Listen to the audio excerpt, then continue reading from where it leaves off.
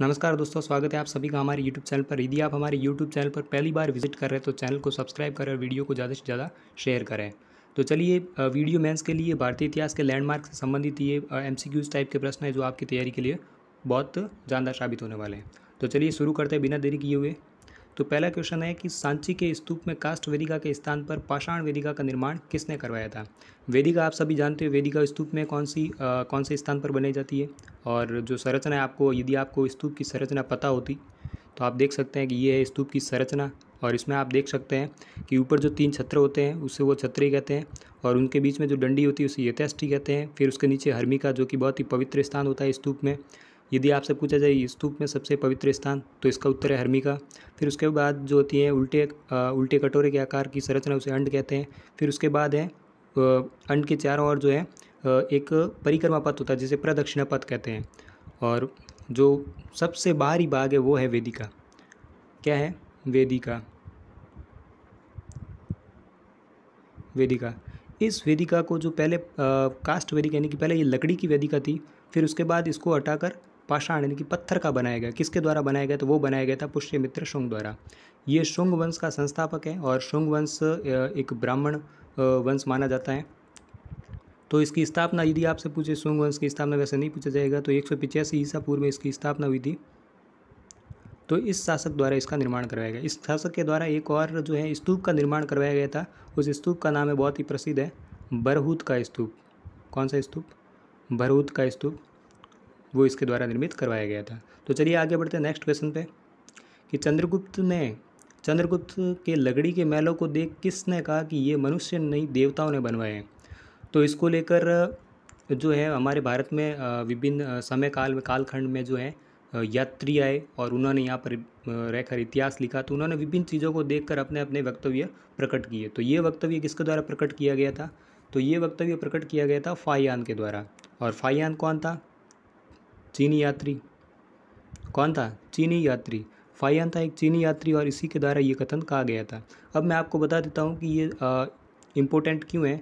क्योंकि चंद्रगुप्त के जो लकड़ी के महल थे वो बहुत ही भव्य तरीके से बनाए गए थे और बहुत ही बड़े बड़े महल थे। तो उनको देखकर जो फाहियान आया तो उसने ये कथन कहा। अब मैं आपको बता देता हूँ, ये जो है पाटलिपुत्र में बनाए गए थे। उस समय जो है वहाँ की मौर्य वंश की राजधानी हुआ करती थी पाटलिपुत्र। तो पाटलिपुत्र में ये राजप्रासाद बनाए गए थे। अब बात आती है कि ये कौन सी जो है नदियों के बीच में बनाए गए थे। तो मैं आपको बता देता हूँ। ये जो है गंगा और सोन नदी, आप सभी जानते हैं गंगा और सोन नदी। यहाँ मैं हटा देता हूँ सभी। गंगा व सोन नदी के संगम पर है। जो वहाँ पर उस स्थान पर क्या है कि पत्थर की मात्रा कम है, वहाँ पर लकड़ी बहुत बहुतायत में पाई जाती है। और इसी को देखते हुए वहाँ पर इस तरीके के महल बने गए। हाल ही में देखा जाए तो अभी पूरी तरीके से महल नहीं बने हुए क्योंकि वो अभी ध्वस्त हो चुके हैं, तो उसके कुछ अवशेष बने हुए हैं। तो चलिए आगे बढ़ते हैं तीसरे सवाल पर। यक्ष की मूर्ति, ये बहुत ही इंपॉर्टेंट है। पिछली बार क्या है कि RS की जो एग्ज़ाम है उसमें भी पूछा गया था।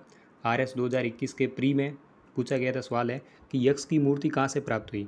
तो ये अपने आप में बहुत ही इंपॉर्टेंट सवाल है और हम सभी तरीके के MCQs को भी शामिल कर रहे हैं जो RPSC और अधीनस्थ बोर्ड के लिए जो है उनसे पूछे गए सवाल और उनकी जो है ट्रेड क्या है पूछने का, उसको मद्देनजर रखते हुए सारे MCQ बनाए गए हैं। तो चलिए आप देखते हैं कि यक्ष की मूर्ति कहाँ से प्राप्त हुई। तो यक्ष की मूर्ति के बारे में यदि आपको पता हो तो बता दीजिए, वरना मैं आपको बता रहा हूँ कि यक्ष की जो मूर्ति है वो परखम से प्राप्त हुई थी। और इस मूर्ति की साइज़ है 7 फीट। कितनी है? 7 फीट। अब आप देख रहे होंगे परखम कहाँ पर है। कहीं पर परखम और कहीं पारखम लिखा हो तो आप घबराना नहीं है, ये है यूपी में। ठीक है। अब दूसरा, यदि आपसे पूछ ले कि यक्षिणी की मूर्ति, यक्ष मेल, यक्षिणी फीमेल होती। तो यक्षिणी की मूर्ति यदि आपसे पूछे तो वो कहाँ पर? दीदारगंज पटना से प्राप्त हुई। तो ये आपके यक्ष से संबंधित यदि कोई सवाल पूछे जाएंगे तो ये 2 ही होंगे। परखम से कौन सी पर प्राप्त हुई? यक्ष की। और यक्षिणी की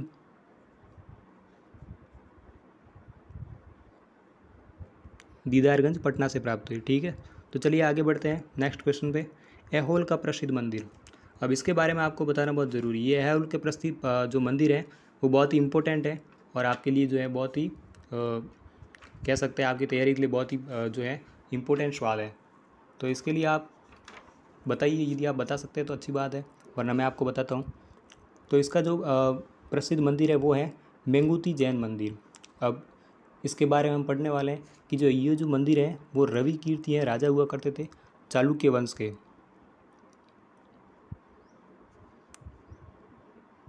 चालुक्य वंश के राजा हुआ करते थे, उनका नाम था रवि कीर्ति। तो रवि कीर्ति द्वारा जो है इस मंदिर का निर्माण करवाया गया था और ये कौन से वंश से संबंधित थे, तो चालुक्य वंश से।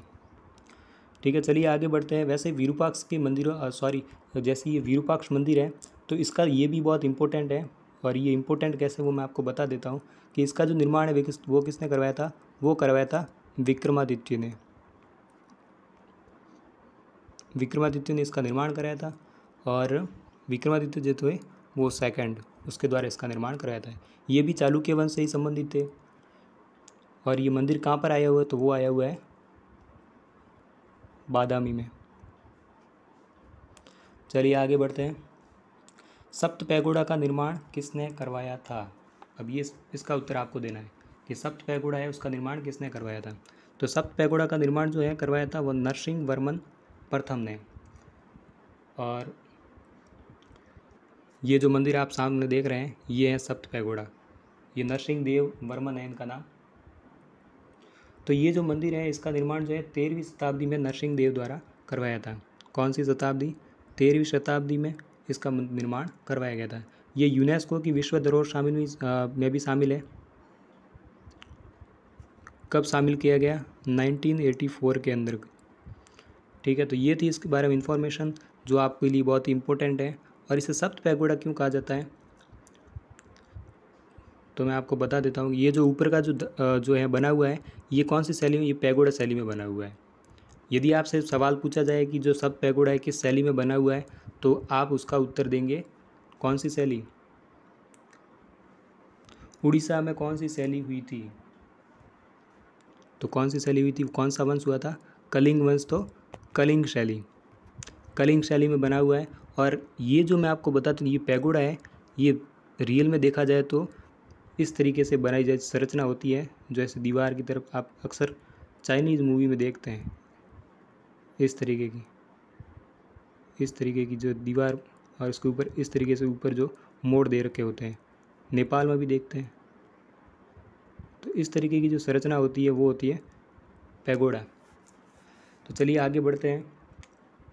उससे पहले मैं आपको एक और चीज़ बता देता हूँ कि जो है ये सप्त पैगोडा जो है इसे ही कोणार्क का सूर्य मंदिर भी कहते हैं। फिर इसमें कौन सा, इसमें जो है 7 रथ मंदिर हैं और 7 रथ मंदिर ऐसे बनाए हुए जैसे कोई घोड़े हैं खींच रहे हैं उस आकृति में बनाए हुए। तो इसमें आप देख सकते हैं कि इसमें जो सबसे बड़ा रथ, अब सबसे बड़ा रथ और सबसे छोटा रथ ये भी आपको पता होना चाहिए। तो सबसे बड़ा रथ मैं आपको बोलकर बता देता हूँ कि धर्मराज, ये जो है पांडवों से संबंधित कह सकते हैं कि धर्मराज जो है युधिष्ठिर उनका जो है सबसे बड़ा है और सबसे छोटा रथ किसका है, द्रौपदी का रथ। ठीक है, तो चलिए आगे बढ़ते हैं नेक्स्ट क्वेश्चन पे। कुतुब मीनार, ये इस बार बहुत इंपॉर्टेंट है, इसके बारे में आपको बारीकियों से पढ़ना है। और आप देख सकते हैं कि कुतुब मीनार का निर्माण किसकी स्मृति में करवाया गया था, तो ये आप बताइए। तो इसका जो निर्माण है करवाया गया था कुतुबुद्दीन बख्तियार खाकी। ये थे एक सूफी संत थे, तो उनकी जो है याद में ये स्मृति में इसका निर्माण करवाया गया था। किसके द्वारा करवाया गया था, वो करवाया था कुतुबुद्दीन ऐबक। अक्सर हम यही सुनते हैं कुतुबुद्दीन ऐबक ने करवाया, लेकिन अब मैं आपको इसके बारे में कहानी बताने वाला हूँ।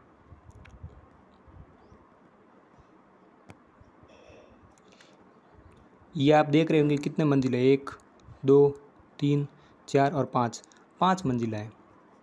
भारत की सबसे ऊंची मीनार पूछा जाए तो कौन सी है, यही है कुतुब मीनार। फिर इसका जो इमारतों का निर्माण देखें तो ये जो पहली इमारत है इसका जो निर्माण किसने करवाया था, ये करवाया था कुतुबुद्दीन ऐबक ने। फिर इसके बाद दूसरी, तीसरी और चौथी इन तीनों मंजिलों का निर्माण करवाया गया था इल्तुतमिश के द्वारा। इल्तुतमिश के द्वारा, यहाँ पर लिखने में थोड़ी प्रॉब्लम हो सकती है, इल्तुतमिश के द्वारा, ठीक है। और इसके बाद जो चौथी जो बिजली गिरने से क्या ये ध्वस्त हो गई थी, तो चौथी मंजिल और पांचवी मंजिल इन दोनों का वापस निर्माण हुआ, और वो किसके द्वारा बनाया गया, वो किसके द्वारा करवाया गया, तो वो भी अपने आप में बहुत इंपॉर्टेंट हो जाता है, तो उसके बारे में आपको याद रखना है। तो वो निर्माण करवाया था किसने, फिरोज शाह तुगलक ने। चौथी और पांचवी मंजिल का निर्माण किसने करवाया, फिरोज शाह द्वारा इसका निर्माण करवाया गया। फिर इसके बाद जो है सिकंदर लोदी ने इसका जो है वापस इसका जीर्णोद्धार किया था। तो ये था इसकी कहानी। तो चलिए आगे बढ़ते हैं, और क्या है इसके बारे में इंपॉर्टेंट। उससे पहले मैं आपको एक बात और बता देना चाहता हूँ कि इसका जो निर्माण है 1199 ईस्वी में हुआ था, कुतुब मीनार का। तो चलिए आगे बढ़ते हैं। इस्लामिक वास्तुकला के सिद्धांत पर बनी पहली इमारत, ये बहुत ही इंपॉर्टेंट है कि इस्लामिक वास्तुकला के सिद्धांत पर बनी पहली इमारत कौन सी थी, इसके बारे में आपको बताना है। तो इसके बारे में आपको बताने से पहले मैं आपके इसके साथ जो डिटेल्स भी बताऊंगा। तो वो निर्माण है अलाई दरवाज़ा। अलाई दरवाज़ा है वो इस्लामिक वास्तुकला सिद्धांत से बनी पहली इमारत है। अब वो कैसे है वो मैं आपको बता देता हूँ कि इसका जो निर्माण है 1310 से 11 ईस्वी में निर्मित है, और इस्लामिक वास्तुकला में बनी पहली जो है इमारत है। और ये कौन सी कला में बनी है वो भी मैं आपको बता देता हूँ, वो है सेल्जुक शैली में बनी है। और ये निर्माण जो है किसके द्वारा करवाया गया वो आपको पता है, नाम से ही पता चल रहा है कि अलाउद्दीन द्वारा करवाया गया। किसके द्वारा करवाया गया, अलाउद्दीन खिलजी। तो ये थी इसके बारे में इंफॉर्मेशन। चलिए आगे बढ़ते हैं नेक्स्ट क्वेश्चन पे। ताजमहल का प्रधान शिल्पी, ये बहुत ही इंपॉर्टेंट है, अक्सर जो है बच्चे इसी को गलत करके आते हैं। क्यों करके आते हैं वो भी मैं आपको बता दूंगा। इसको गलत करने का रीज़न क्या रहता है कि जो ताजमहल है उसका जो निर्माण करवाया था उसका अक्सर बच्चे करेंगे ये वाला, उस्ताद अहमद लाहौरी, लेकिन ये सही नहीं है। इसका प्रधान शिल्पी पूछा है, आपको हेडलाइन करके बता देता हूँ कि हाईलाइट करके बता देता हूँ कि प्रधान शिल्पी पूछा है। और प्रधान शिल्पी के बारे में पूछा जाए तो उसके बारे में आपको लिखना है कि इसका उत्तर क्या होगा, ईसा खां। ईसा खां थे जो है उसके प्रधान शिल्पी थे, और उसके जो है साथ में सहयोगी के रूप में उस्ताद अहमद लाहौरी भी शामिल थे। वास्तुकार पूछा जाए तो आपको करना है उस्ताद अहमद लाहौरी, प्रधान शिल्पी पूछे तो ईसा खां, ठीक है। अब मैं आपको बताता हूँ कि इसका जो निर्माण है 1632 ईस्वी में इसका स्टार्ट हुआ, और 1654 में इसका निर्माण पूर्ण हुआ। अब ये है क्या, इसकी जो मुख्य इमारत जो है वो अष्टभुजाकार है, ऐसे है, 8 भुजा इस तरीके से। तो अष्टभुजाकार है इसकी मुख्य इमारत। और मैं आपको बता देता हूँ कि इसमें जो है 4 बाग शैली भी है। अब इसका निर्माण किसने करवाया था वो आपको पता ही है, शाहजहाँ ने करवाया था। और किसकी याद में करवाया था तो वो आपको पता है, मुमताज़ की याद में करवाया था। अब इम्पोर्टेंट चीज़ क्या है, इम्पोर्टेंट चीज़ ये है कि जो ताजमहल है उसका निर्माण जो है संगमरमर से करवाया गया, संगमरमर। अलंकरण की शैली कौन सी थी तो पित्रा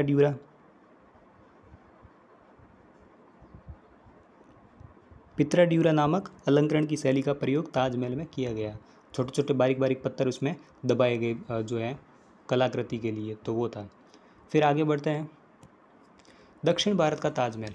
अब ये सवाल ये भी बता दो, जो दक्षिण भारत का ताजमहल है इसका निर्माण किसके द्वारा करवाया गया, तो ये कौन सा था। ये जो सवाल है ये कहाँ पर स्थित है इसके बारे में पूछा गया। तो मैं आपको बताता हूँ, ये जो औरंगाबाद में स्थित है, और इसे ही क्या कहते हैं, नकली ताजमहल। सीधा सवाल पूछ सकते हैं कि नकली ताजमहल किसे कहते हैं, तो वो यही है दक्षिण भारत का ताजमहल, जिसे क्या कहते हैं, बीबी का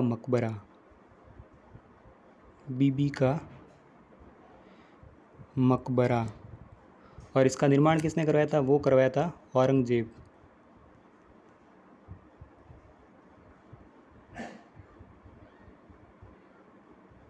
औरंगजेब द्वारा इसका निर्माण करवाया गया था। और किसकी याद में, औरंगजेब की पत्नी थी जिसका नाम था रबिया उद दुर्रानी, और ये उसी की जो है उसी का मकबरा है, उस पर ये निर्माण करवाया गया था। और ये निर्माण कब करवाया गया था, तो ये निर्माण कराया गया था 1679 ईस्वी में। ठीक है। अब आपसे एक बात और पूछ सकते हैं कि इसका जो वास्तुकार कौन है। तो वास्तुकार मैं आपको बता देता हूँ कि इसका जो वास्तुकार है उसका नाम है उस्ताद आताउल्लाह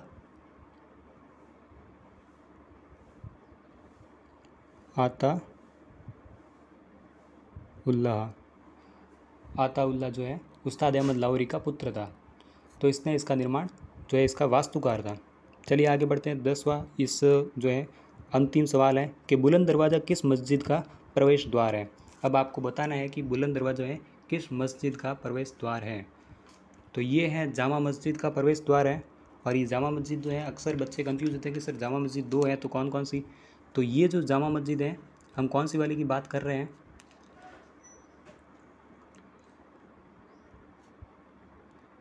ये जो है फतेहपुर सीकरी की जो थी जामा मस्जिद उसका है। फतेहपुर सीकरी में जो जामा मस्जिद है उस जामा मस्जिद का जो है दरवाज़ा है मुख्य प्रवेश द्वार, उसे ही बुलंद दरवाज़ा कहा जाता है। और ये जो है 1573 में जब गुजरात विजय की गई थी तो वहाँ से ही इसे लाया गया था और इस मस्जिद में जो है प्रवेश द्वार बनवाया गया, इसको यहाँ पर स्थापित किया गया था। तो ये था MCQs टाइप के सवाल। यदि आपको हमारा चैनल जो है आप पहली बार विजिट किए हैं हमारे चैनल पर तो चैनल को सब्सक्राइब करना है और वीडियो को ज़्यादा से ज़्यादा शेयर करना है और आपको वीडियो को लाइक करना है। और इसी तरीके से जो राजस्थान से संबंधित अधीनस्थ बोर्ड और RPSC से संबंधित जितने भी जो है MCQs टाइप जो टॉपिक है, जितने भी टॉपिक है उसके बारे में MCQs टाइप के हम सवाल बनाने वाले हैं। तो चैनल को सब्सक्राइब करें और वीडियो को ज़्यादा से ज़्यादा शेयर करें। धन्यवाद।